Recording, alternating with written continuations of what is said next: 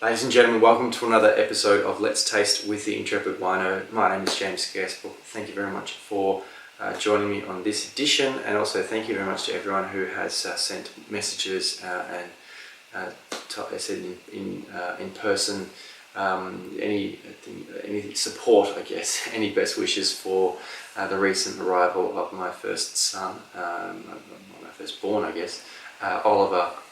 It's been an incredible first month with him in my life. I've cherished every opportunity I've had with him, and I very much love and appreciate my partner, the mother of my child, who has been incredible and been very supportive of me as well, as far as giving me an opportunity here and there to get out and do some winemaking, but also to get out and record some podcasts recently. I'm very excited about some of the new episodes of the Vincast that are coming up that hopefully you will listen to. Obviously thank you to everyone for all their support as well. And on that topic, I want to also say thanks to Phil from Glenguin Estate in the Hunter Valley, who very, very generously gifted this bottle to celebrate the arrival of Oliver. I'm thrilled to be able to open the wine here on Let's Taste and share my impressions. It is the Glenguin Estate Aristea Shiraz 2009 vintage. And if you watched some of my videos last year, you may know that I tasted a range of Glenguin Estate wines, and the 2014 vintage of this very wine was one of my highlight wines of last year, made so much sweeter by the fact that I opened those bottles when the grand final was on, and my team, the Western Bulldogs, won their second premiership ever, and the first one since 1954. So I'm very, very excited to open this wine. Of course, Hunter Valley has a really, really strong reputation for Shiraz, and rightly so. You know, it has amazing consistency. Just happened to see former guest of the podcast, Ian Riggs, at a wine event this afternoon to do with Melbourne Food and Wine Festival. Of course, he has been very, very involved with Shiraz in the Hunter Valley, but I'm excited to have a look at a wine with a bit of age, particularly the Aristea. I was really so impressed with the quality of that 2014 vintage. So recommended retail is $80. I believe that Glenguin Estate and Phil, of course, have released some older vintages, so it's a nice opportunity to look at some wines with a bit of age, and should be exceedingly fresh considering it's under screw cap. So let's have a look. Quite an intense colour, quite dark, black purple sort of colour. So really lovely intensity here.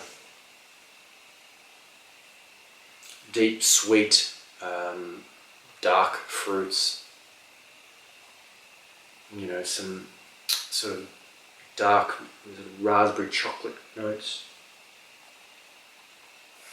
A bit of sort of vanilla, which I would associate with some wood. So I dare say it's had some yew oak. Really, classic, bold, intense Shiraz aromatics. Very inviting, very quite mellow, but still, very vibrant. Let's taste.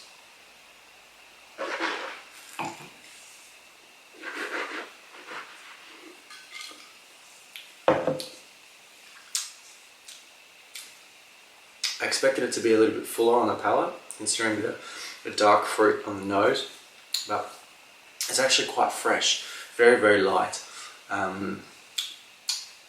There's still some intensity of fruit, but there's the quite high acids. I'm surprised, and particularly considering that it's a 7-year-old wine now.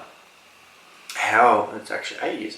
How fresh it still looks. How vibrant the acidity and there's some fresh fruits on the palate.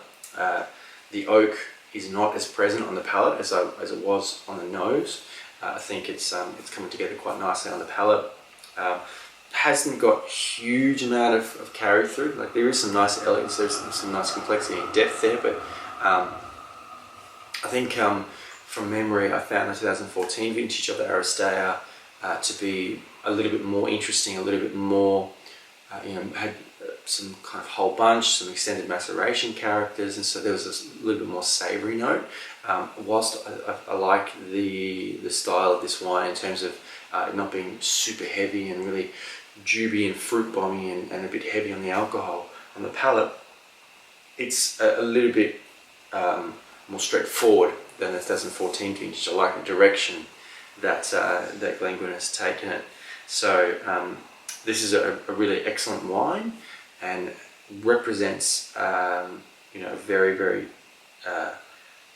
maybe a slightly more classic hunter approach to Shiraz, but what I found so charming about the 2014 vintage is possibly missing here.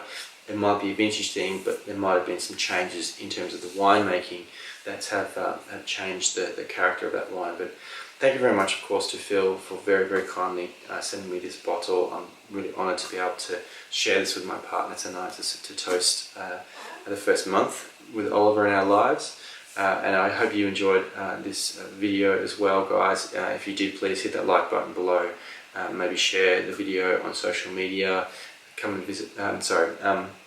Make sure you subscribe to the Intrepid Wino YouTube channel. And I'd love to hear from you. So leave a comment below. Maybe share your impressions of this wine or anything else from Glenguin Estate, or what has been your best experience with a Hunter Valley Shiraz wine. Another way to get in contact with me is to come to intrepidwino.com. There are lots of different ways to get in contact, and you can read about different stuff I've done in the past and listen to episodes of the podcast. And make sure to follow me on social media at Intrepid Wino on Twitter, Instagram and Facebook. But guys, until next time, cheers.